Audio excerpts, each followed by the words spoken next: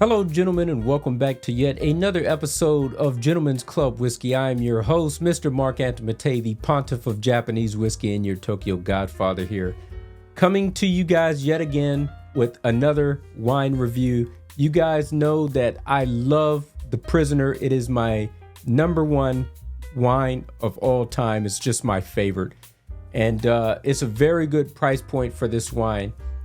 So I'm looking for other things from the Prisoner Wine Company, hoping that they are up to snuff, up to the standard of the Prisoner Red Blended Wine. This one right here is from the company, but it has a different name. It's called Unshackled. This is a Cabernet Sauvignon, and this one is a 2019 vintage that is no longer sold inside of stores.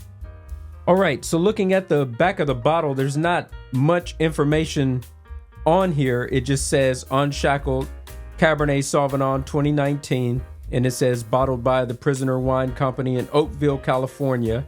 And it says that this one is 14.5% alcohol by volume.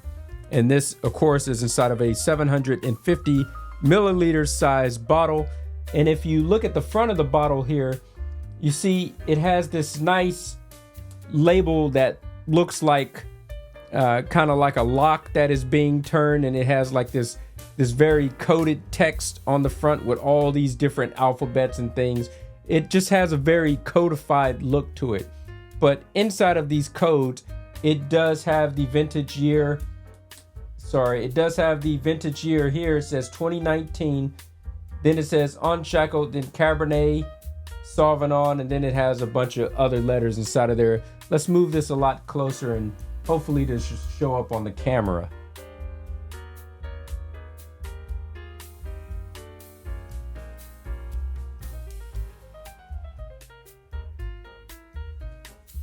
All right, so there you have that. We're getting ready to crack this baby open, and we'll see if it's up to snuff. I couldn't find anything about the 2019 vintage here on the website that I'm looking at.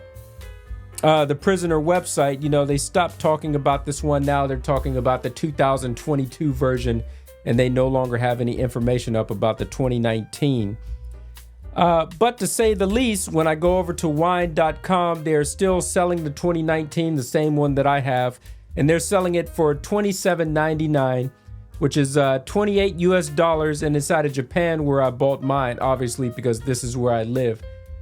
With the importation tax and things like that, obviously the price is going to be a lot higher. Let's just say that it's not quite double, but it's almost double here. Let's say I paid about 5,000 Japanese yen for this bottle.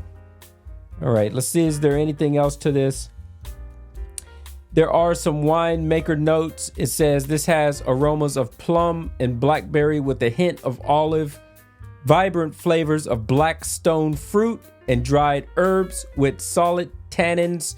With solid tannin structure result in a flavor-forward Cabernet Sauvignon with balanced acidity. All right. And then they have a guy here that works for wine.com. His name is Wilfred Wong, and he has given this vintage a score of a 91 out of 100. And I guess for this brand, this is about as high as it gets for the Unshackled. He gave the 2018 a 90, 2021 a 90, the 2022 a 91, and he gave the 2019 a 91. So let's go ahead and let's open this.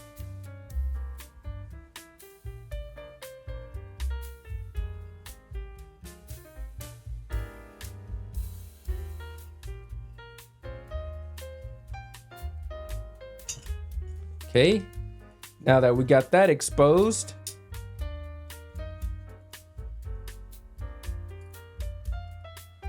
let's go ahead and get this out.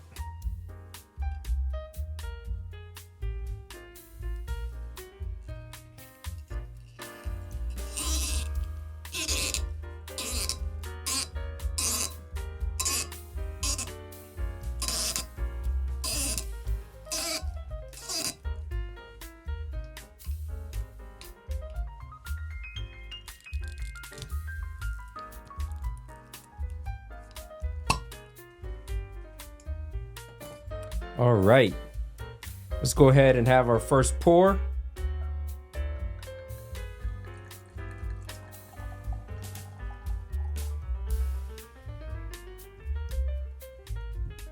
And I should have brought my vacuum sealer, which I have inside the other room. But I guess in the meantime, I'm just going to temporarily stick this inside of here, at least until the end of the review, but I'll go back inside of there and grab that. And let's put this in front of the camera so that you guys can see what this is. The color on this one is a very nice dark ruby red. It looks like, you know, it has the color of grapes inside of there. Very nice. The aroma is just a little bit, you know, we got to let this sit just a little bit. So let's switch this around like so. Let this aerate. I wish there was more that I can talk about this while I let this aerate just a little bit. The importer is from a nice brand called Perot. I think I'm saying that right. Pieroth. I'm not good with these French names or these European names or whatever, but I guess Americans would say Perot, but maybe it's Perot. These guys are the #1 importers for the Prisoner Wine Company inside of Japan. And I would say that they bring these to us in Japan at a very good price.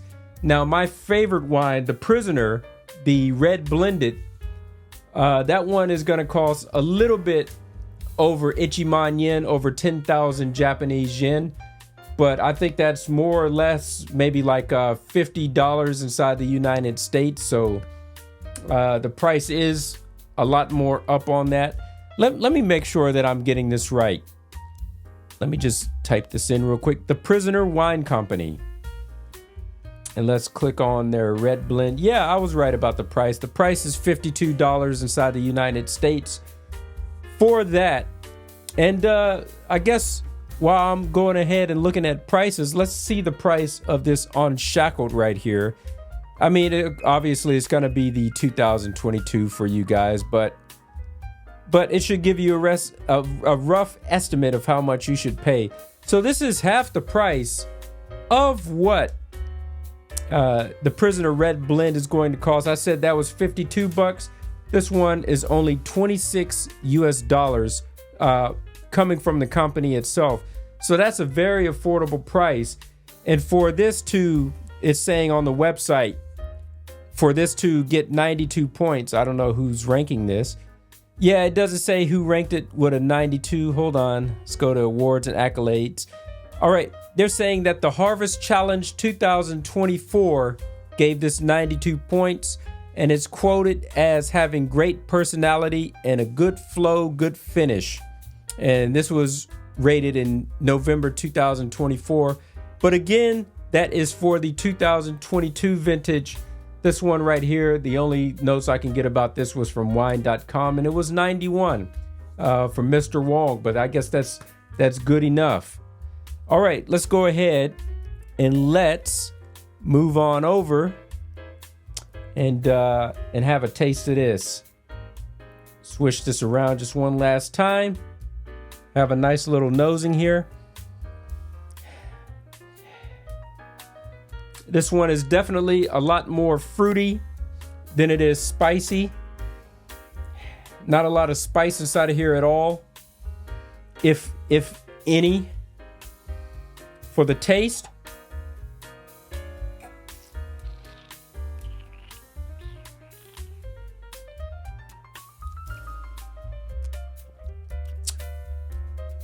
there is some acidity there. Not that it is completely void of acidity, but the acidic levels are quite down on this one. It's a lot more mellower than what one could expect.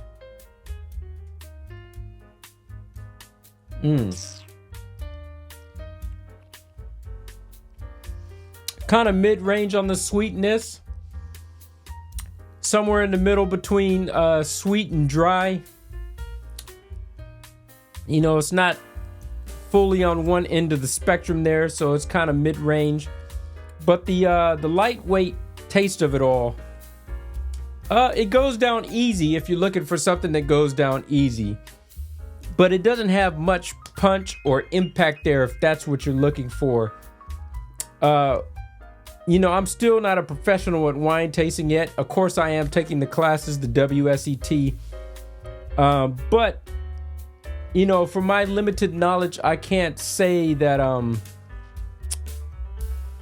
I can't say if this is something that you want to have at the beginning of the night or at the end of the night if you're cracking open a few bottles. You know, my friend says, this is what my friend says. He's a little bit more of a professional than I am. He says that you want to start off with the with your number one drink of the night first. You want to start off with the strong one, and then you want to finish with something which you expect to not be your favorite or the weakest out of the bunch if you're cracking open more than one bottle. But then obviously this is if you're inside of a group and with friends and things like that and bottles are going. But because, you know, I don't drink a whole bottle by myself in one night. So to be opening up multiple bottles of this and something else, that's not even going to happen that way. I'm just talking if you're, you know, with company and you're going to be opening up multiple bottles. I'm a little bit of the other end of the spectrum from him, where he says you should start off with your strongest drink first. I think you should be building yourself up to that strongest drink so that you appreciate it more. You know, you drink the weakest stuff first, and then by the time you get to the final drink, the one that you like the best, you know, you can appreciate it more because you've had other drinks to compare it to, and by comparison, you know, you could taste that these are weaker than your strongest drink. So, you know, we have a little bit of an argument there. I guess there's really no right or wrong way to do it. It's all preference. So just do it the way that you like to do it. But anyways, I'm digressing, going off on a tangent here. This is pretty good for what it is, but it is quite weak. For the mouthfeel, this is neither light or heavy, but for the taste, it is very light. Is it 91 points? Well, I can't. I mean, this is all subjective to begin with. I can't say that this is bad by any stretch of the imagination, because it's not bad. You know, is it going to knock your socks off? Probably not. Is it worth $26, half the price of The Prisoner? It's kind of half the taste of The Prisoner. I mean, it doesn't taste the same. I'm not trying to lean towards that. I'm just saying, for the price value, the bang per buck of what you're getting out of this drink, I would say that it is worth $26. Whether you're going to steadily drink this, you know, once you go through a bottle, you know, you want to get another one for the following week and another one for the following week after that, whether you're going to keep drinking this, I can't say that this is strong enough of a contender that I'm going to steadily buy this and it's going to keep me satisfied. You know, I'm going to enjoy this one bottle that I have, but more or less, I won't be rebuying this one, especially at these Japanese prices that I have to pay for this at. 5,000 Japanese yen. I definitely don't think it's worth that. 26 USD if I was inside the United States. I would try it to say that I've had it, but once I've had it, I think I would move on to better pastures, to say the least. A 91, that sounds like a very high score to me. You know what I'm saying? And this other company giving the 2022 vintage a 92. If it tastes anything similar to this one, you know, these are very high scores for what this is. I can give this somewhere like, I don't know. You know, I'm just throwing numbers out there. This is more like an 85 to me if I'm being nice. If I'm being very mean towards this, and I want to go down as low as 80 is what this is going to be at. But a 91, I don't know. Give it a shot. You know, you might appreciate this more than me. We all have different palates. I'm looking for something that's more impactful with a lot more flavor inside of here. This is fruity. It's light and fruity. Goes down easy. Not that heavy. It's very mid-range with the, you know, with the body. But it's just too light for me. It's just, I want more to be there. I want more flavor inside of this drink. Anyways, I've opened it. You know, I had this sitting inside of my shelf for like about a year now. Glad to have finally cracked it open. A little bit disappointed. Let's just say I'm a little bit disappointed at it, but it's not all that bad. Just give it a shot. Next one up that you guys could look forward to, I have the Sauvignon Blanc of the Unshackled, and I don't even know what vintage that is. I'll crack that one open next, and then I could say I had 4 different wines from the Prisoner. For the most part, they have more hits than misses. So overall, I'm very satisfied with the company, but this one is not a miss in the fact that it's bad. It's a miss like more in the fact that you could live without it. And yeah, that's it. Anyways, I thank you guys for watching. Salute to you wherever you may be out inside the world. If you guys are drinking, make sure that you drink responsibly, and I will see you guys in the next one. And until next time, peace. I'm out.